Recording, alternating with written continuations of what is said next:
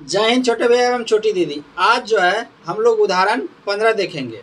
दो बूंद जिंदगी की और दो सवाल आज के लिए। उदाहरण 15 है, दो संख्याओं की उस सूची के प्रथम 24 पदों का योग ज्ञात कीजिए जिसका nवां पद जो है हमको दिया हुआ है an बराबर 3n प्लस 2n से दिया जाता है।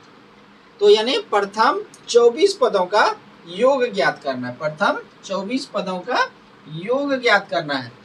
तो हमको यहाँ पे सबसे पहले एपी बनाना होगा। क्या बनाना होगा? एपी बनाना होगा। और हमको निकालना क्या है?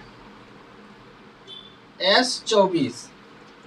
n तो हमको मालूम हो गया, यहाँ पे 24 है और हमको एपी अभी मालूम नहीं है, तो यहां से हम एपी मालूम करेंगे। an बराबर क्या है?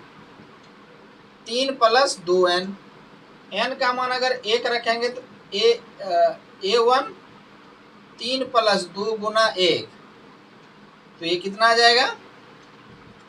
3 प्लस 2, 3 प्लस 2 5। अगर n का मान 2 रखते हैं तो a2 बराबर कितना आ जाएगा? 3 प्लस 2 गुना n का मान यहाँ पे n के जगह 2 रख देंगे तो 3 2 दूनी 4 और 3 और 4 कितना? 7। n का मान कितना रखेंगे? 3। तो ए 3 बराबर क्या हो जाएगा? 3 प्लस 2 गुना n के जगह क्या रखेंगे? 3 रखेंगे तो 3 प्लस 2 तिया 6, यानी 3 और 6 कितना? 9।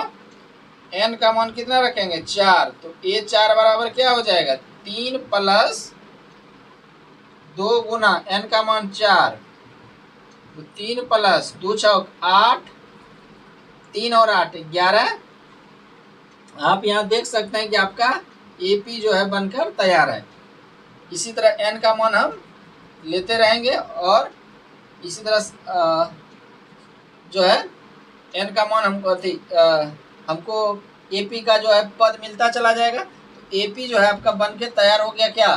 5 7 9 11 इसी तरह बनता रहेगा। ठीक है, तो यहाँ पे जो है a बराबर कितना हो गया? 5 और d बराबर अगला पद माइनस पिछला पद, तो 7 माइनस 5 यानी d बराबर जो है 2 आ जाएगा। ठीक है, तो देखिए Sn का सूत्र होता है n बटा 2, 2a प्लस n माइनस 1 और d। n का मान कितना? 24, यानी 24 बटा 2 गुना a का मान कितना? 5, यानी 2 गुना 5 प्लस 24 गुना 1 24 माइनस 1। d कितना होगा?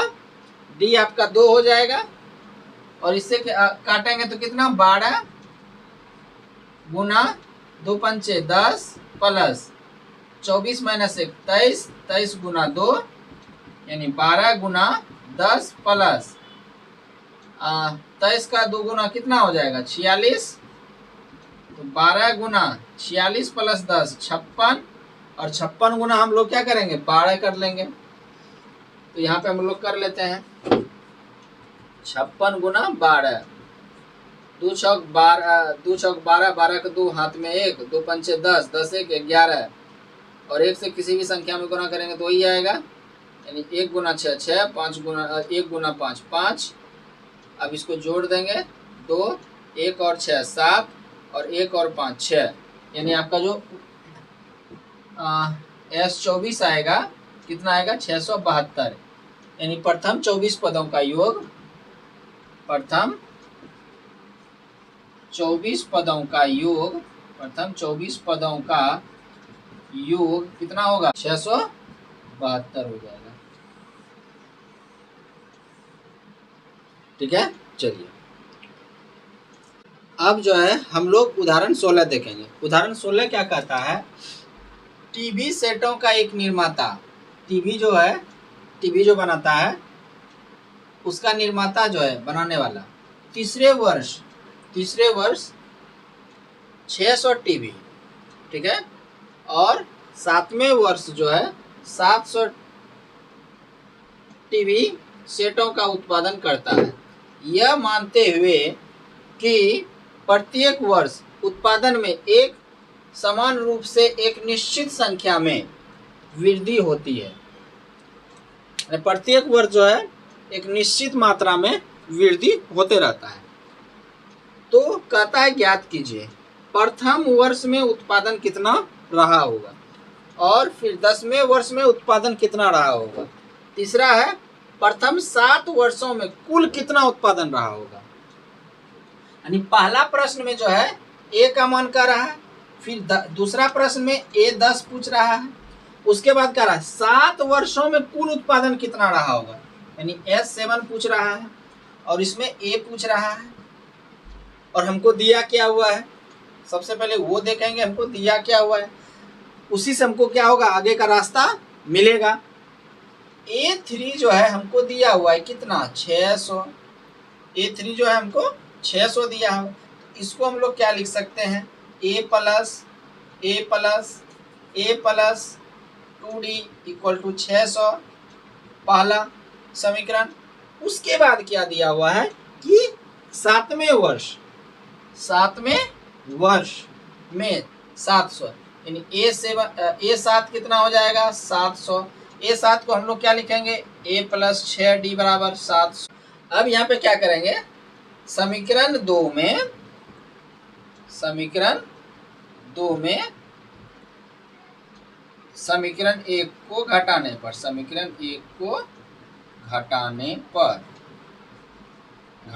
पर देखिए घटाने पर तो a प्लस 6d बराबर 700 दूसरा समीकरण, और पहला समीकरण क्या है a प्लस 2d बराबर 600 पहला समीकरण।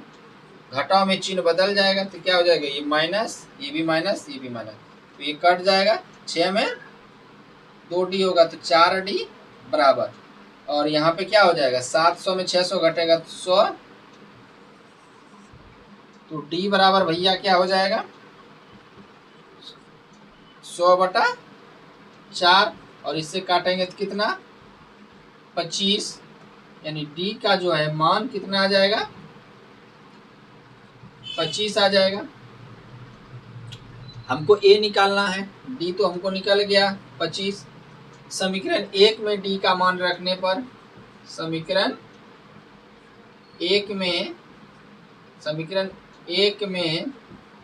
d का मान रखने पर तो समीकरण a में क्या करेंगे a प्लस 2d बराबर 600, d का मान कितना 25, यानी 2 गुना 25 बराबर 600, a प्लस 2 गुना 25 50 इक्वल टू 600। a बराबर कितना, ये प्लस इधर जाएगा 600 माइनस 50, यानी a बराबर कितना 550 हो जाएगा। a बराबर कितना हो जाएगा 550, यानी आपका जो है पहला जो है प्रश्न का उत्तर मिल गया। प्रथम वर्ष में उत्पादन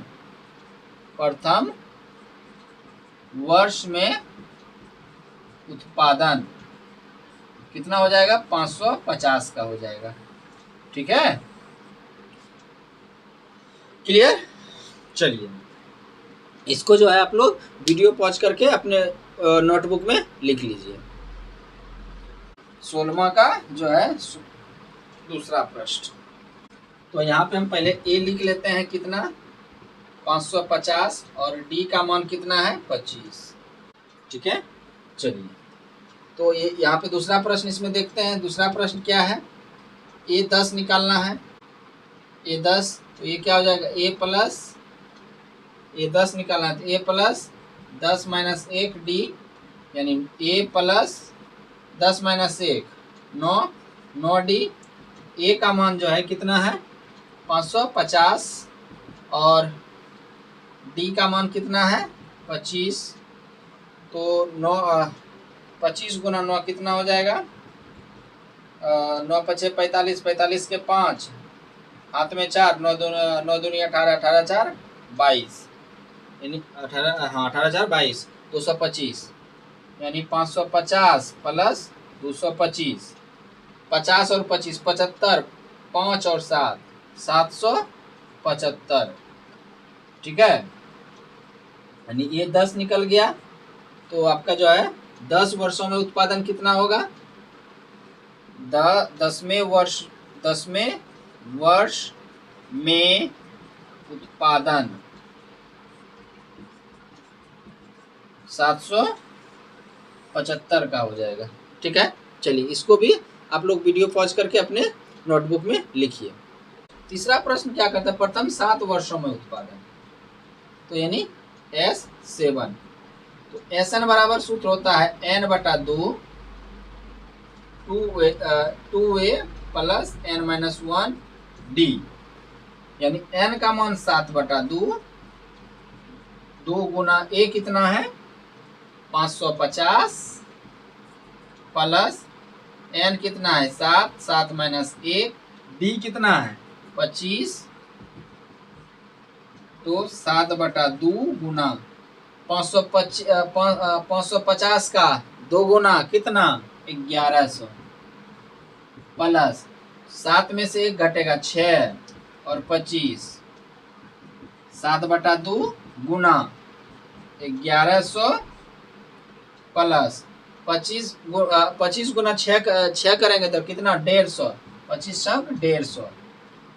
अब यहाँ पे क्या हो जाएगा 7/2 गुना 11 कितना है, सॉरी 1100 ना, 1100 और इधर 150 कितना 1250, ठीक है। 2 से काटेंगे तो 6, फिर 2 दूना 4 और 2 पंचे 10, ऐसे भी 1250 का आधा कितना 625, यानी 7 गुना 600 कितना हो जाएगा 25, तो 625 गुना 7 यहाँ पे कर लेते हैं हम लोग। 5 7 35, 35 के 5, हाथ में 3, 7 दूनी 14, 14 और 3, 14 3 17, 17 के 7 हाथ में 1, 7 चौक 42, 42 से 43, यानी कितना हो जाएगा आपका 4375,